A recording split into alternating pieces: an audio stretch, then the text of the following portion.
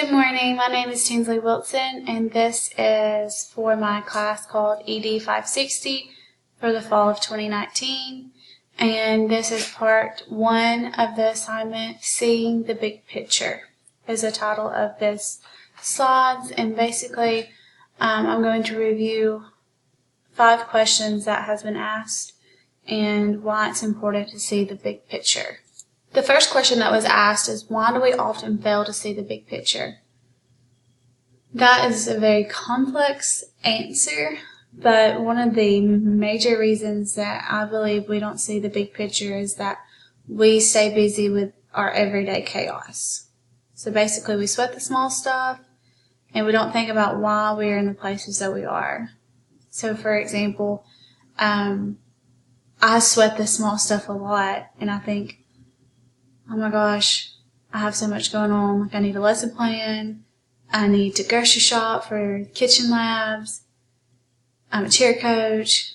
When's the next basketball game? 6 months pregnant. So when you think of all that's going on, it's hard to be like, what is the big picture? So I agree that I fail to see the big picture at times. And so one of the quotes that comes to my mind when thinking about the big picture is, love the life you have while you create the life of your dreams. Sometimes I struggle with the fact that I'm not living the life that I have right now because I don't see the big picture. And so I've started living by this quote and knowing that I add extra stuff to my plate. But the reason I do is because I have dreams and accomplishments that I want to, have one day. But until those times comes, I have to remember to love the life I have while I create the life of my dreams. The next question was, what are your priorities? Well, I would answer that by just saying 3 of them. The 3 most important would be my family, my career, and my hobbies.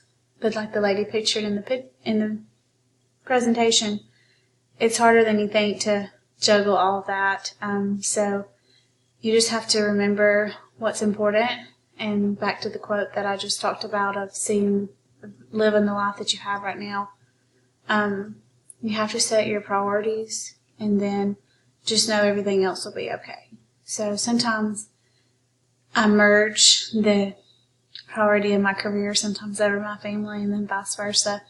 But there has to be a balance, and I think mindfulness in this class has helped me learn that balance a little bit better.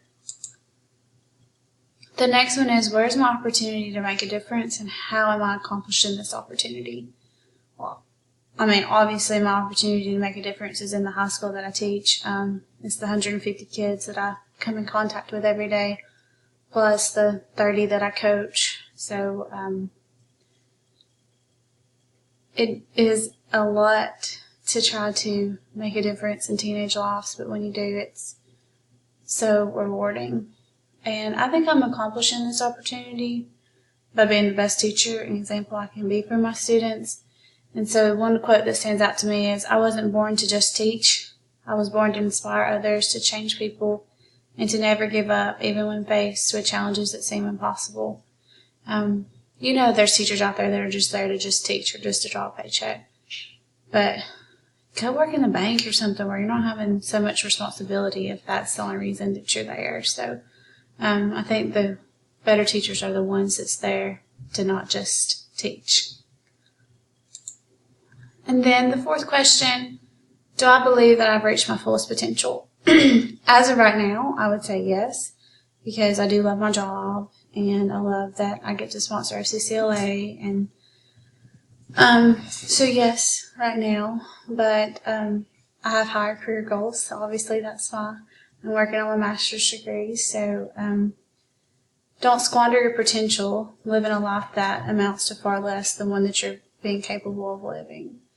So I know that I'm capable of more, but as of right now, I'm very content and happy with the opportunities that I have and fulfilling my potential.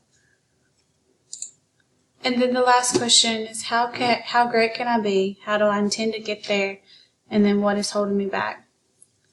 I believe I could be as great as I set my mind to be. So it's just hard to prioritize and juggle all that life throws at you. But what you intend to do basically is to be a great family member and an educator and whatever else that life throws at you. So to be content doesn't mean you don't deserve more. It means you're thankful for what you have and patient for what's to come. So you just have to remember that whatever's holding you back, don't be content. Just work through it. And I think the biggest thing holding me back is time and managing all that's going on in life. But this is assignment 7, part 1. Thank you.